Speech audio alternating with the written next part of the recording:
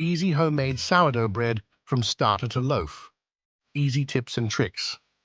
Welcome back, bread enthusiasts.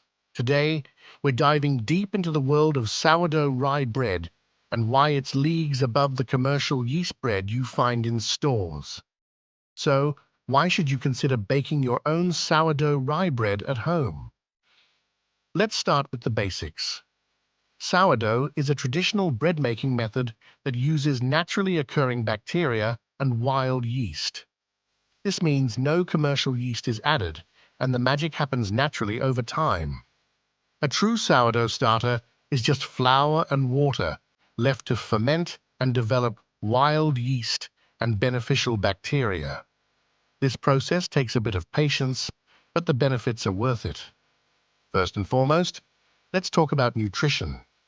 The bacteria in a sourdough starter break down the gluten and starches in the flour, making it easier for your body to digest and absorb the nutrients. In contrast, commercial yeast bread doesn't go through this same fermentation process, which means your body has to work harder to break down the gluten.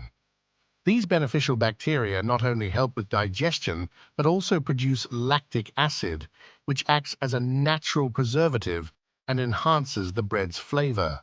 This makes sourdough rye bread a healthier option compared to the commercial bread you get at the store. Commercial bread, the hidden truth. Now let's address a common misconception.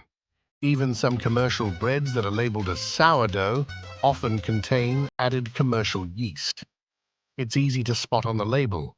This is done to speed up the bread-making process, but it also means you're missing out on the true benefits of naturally fermented sourdough.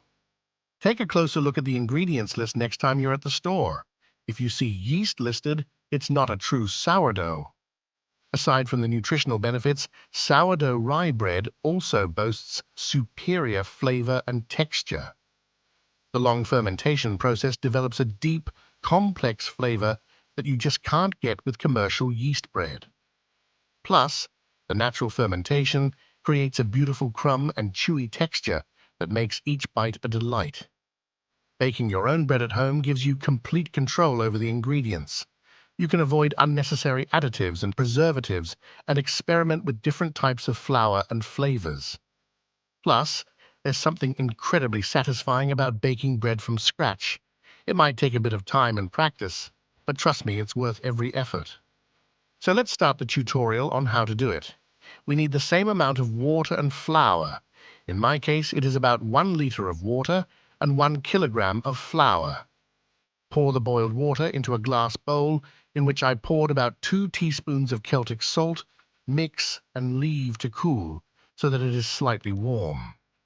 In the meantime, we prepare glass baking tins for baking bread and melt ghee butter to grease them so that after baking, the bread can be taken out without any problem. We wait for the ghee butter to harden after spreading and we have everything ready. Now it's time to prepare the dough. Pour the flour into the warm water, stirring gently. In the meantime, add our starter and mix thoroughly so that there are no lumps. It takes about 3–5 minutes to mix the dough thoroughly. The dough should be not too watery or too dry after mixing. After some time, everyone will get the hang of it. Then we transfer the dough to our containers, filling them halfway because the other half will fill up after it has risen in a warm place. The dough should double in volume depending on the conditions in which it rises, from 1 hour to 6 hours. In my case, it was 3 hours. After some time, you will learn where to leave the dough to rise and how much time it needs in your home. After the dough has risen, we put it in the oven. Please take into account that each oven is different and we have to find out for ourselves what exact temperature we need and for how long we leave the dough in it. In my case, it is 70 minutes and a temperature of 210 degrees Celsius. After baking, we leave the bread for about 30–60 minutes to cool down, then we take it out and we can start eating. I cut the excess bread and freeze it for later. Enjoy. If you like the contents that we present, a holistic approach to healing, please help us to spread the word. Like, share, and subscribe so more people can benefit from the knowledge we share.